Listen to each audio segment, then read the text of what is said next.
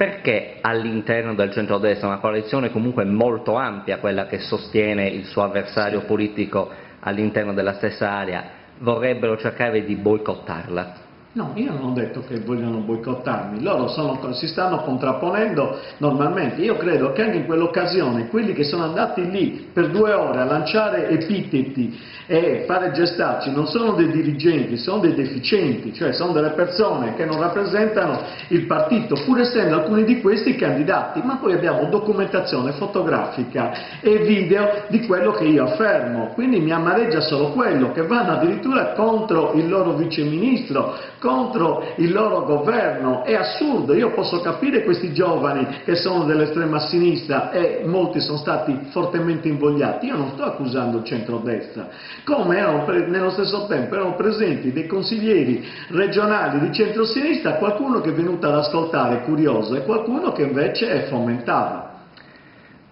Da queste documentazioni che lei avrebbe, comunque fotografie che lei ha, si capisce che ha organizzato tutta questa contestazione? Io per il momento non mi esprimo, per il semplice motivo che vedrò con gli organi competenti se andare avanti o no. Per il momento vorrei svelenire questo clima, vorrei riportare la politica dove deve essere, cioè io voglio capire come vogliamo dare da lavorare ai nostri giovani e ai meno giovani. Nessuno ne parla, c'è una contrapposizione sterile, mentre io voglio capire una volta per sempre come dare lavoro, come creare un futuro, come dare una speranza alla gente, perché io mi metto nei panni di un giovane di centrosinistra che sino all'altro ieri ha sentito dire che basta un avviso di garanzia e uno è un delinquente. Per me uomo di centrodestra fino al terzo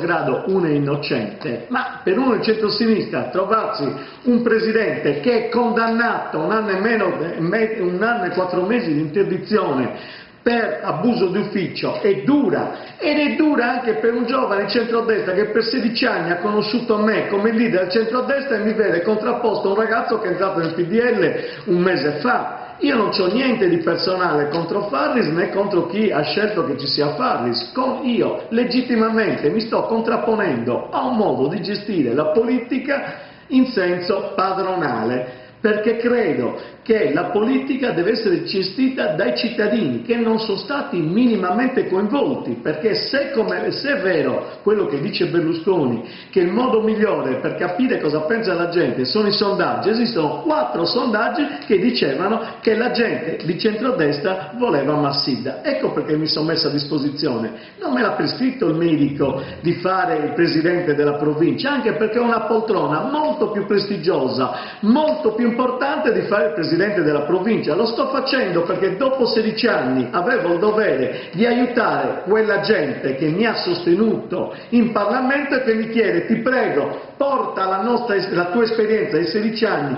qui a casa per aiutarci ad uscire da questa crisi. Questo io chiedevo, niente di più. Ho fatto presente, ripeto, che c'erano dei candidati che sostengono i candidati nelle liste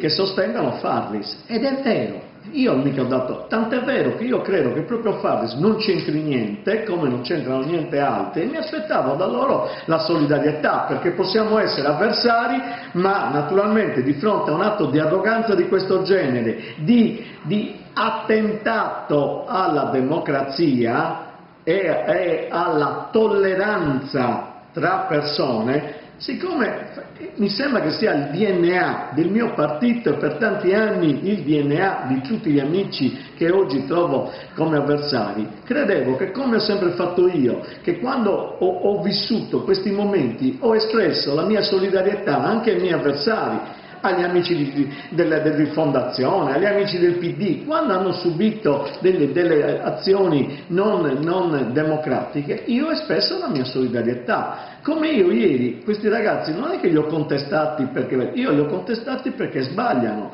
ma mi accorgo anche, siccome sono dei ragazzi molto giovani, è difficile che puoi dare tutta la colpa a loro, se tanto mi dà tanto, perché se alcuni non hanno sentito nemmeno il desiderio di esprimere la solidarietà, anzi hanno calcato ancora più la mano, vuol dire che anche loro di democrazia non hanno ancora inteso qual è la vera essenza di quella parola, che è esattamente il contrario di ciò che è accaduto ieri.